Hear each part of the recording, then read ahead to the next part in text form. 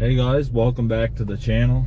I know I haven't been posting much in the last month or so. I've just been super busy with work and just really couldn't get anything done. I ended up getting if you watched any of the other videos, I got the 271 downpipe, 271 rear mount.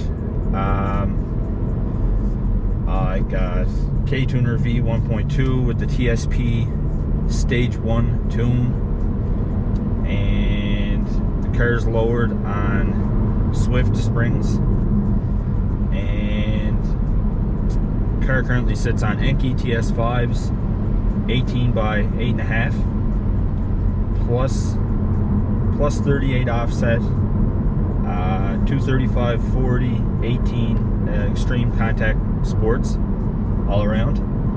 But yeah, that's pretty well how the car sits. And I know a lot of people wanted a review of the Swift springs, and I kind of held off on it because I had an issue when I first put the springs in. There was a clunk, so I thought maybe the tie rod ends or something weren't completely tight. So triple checked everything was fine, but it's still, if you hit a speed bump at a certain, get it at just the right speed or angle, there would be a clunk I'd noticed in the front end.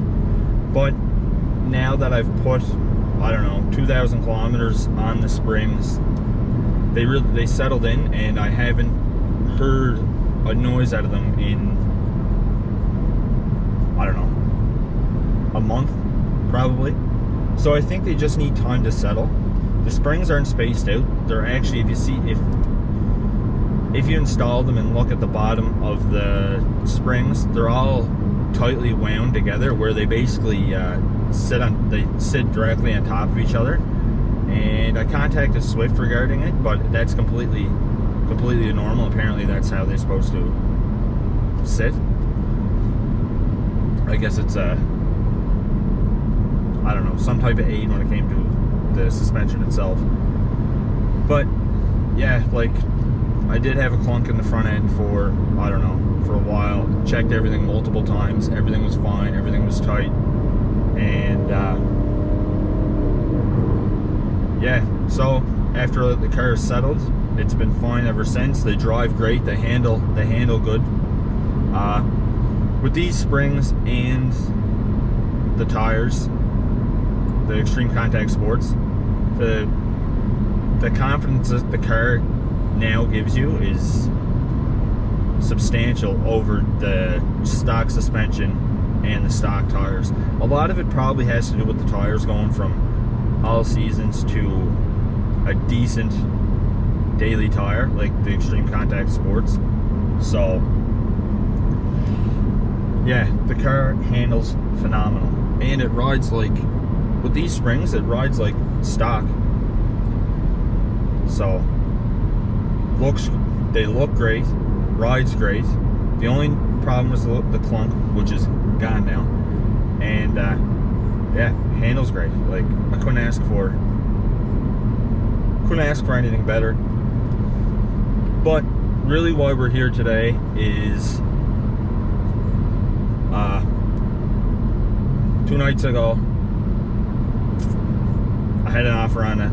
I got an offer on the car, and so last night I pulled off through the 271 downpipe, pulled off the rear mount. They want the car with the suspension and the wheels, which I don't blame them. It looks awesome. So yeah, right now we are on the way to sell the car. I was supposed to be there like within the next 5 minutes or so, but we're gonna be a little bit late. But yeah, we're here today. Downpipe rear mounts off. Car's getting sold. It's unfortunate. I love this car, but I love this car so much that I'm actually selling it. And I'm selling it to get an 11th gen Type R. Love the platform. So I can only imagine how good the Type R is going to be. It is going to be phenomenal. Just Honda did everything right. I have no complaints about this car at all. My only complaint about the SI is the stock clutch. It sucks. They slip with any power. Besides that, like, transmission feels awesome. Love the seats, love the interior, love the more laid back styling. Handles wicked. Rev match downshift, love that. I love all the features that we get in the Canadian SI. So yeah, the Type R is going to be essentially the same thing. The seats look awesome in the new Type R. The red carpet looks awesome. The cluster, I see you could change it. I guess like in R mode, it has the RPM sweeping from left to right, and it looks like the S2000 cluster.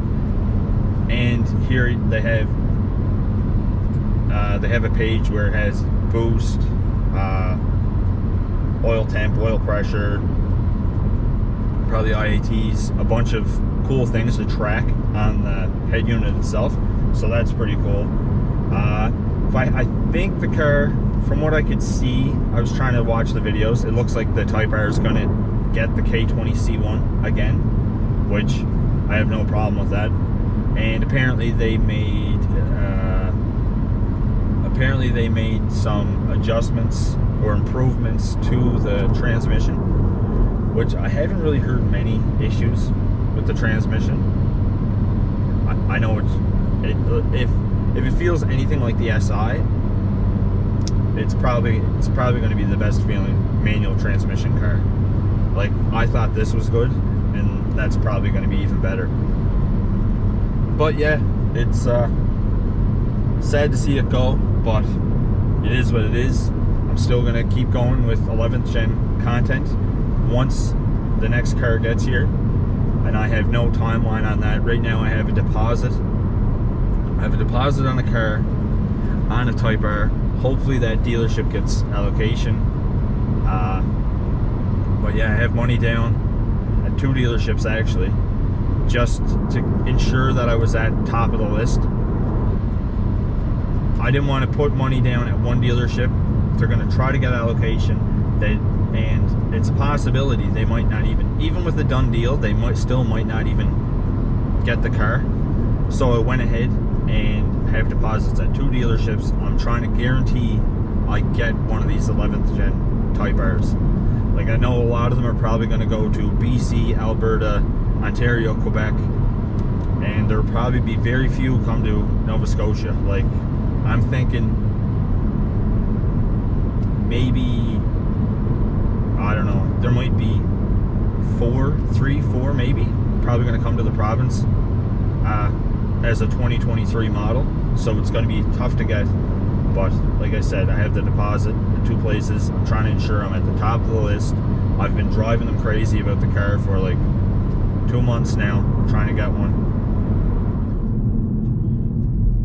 Anyway guys, that's my update on the 11th gen. Make sure to like, share, comment, let me know your thoughts on the new Type R. Subscribe if you're interested in upcoming Type R content.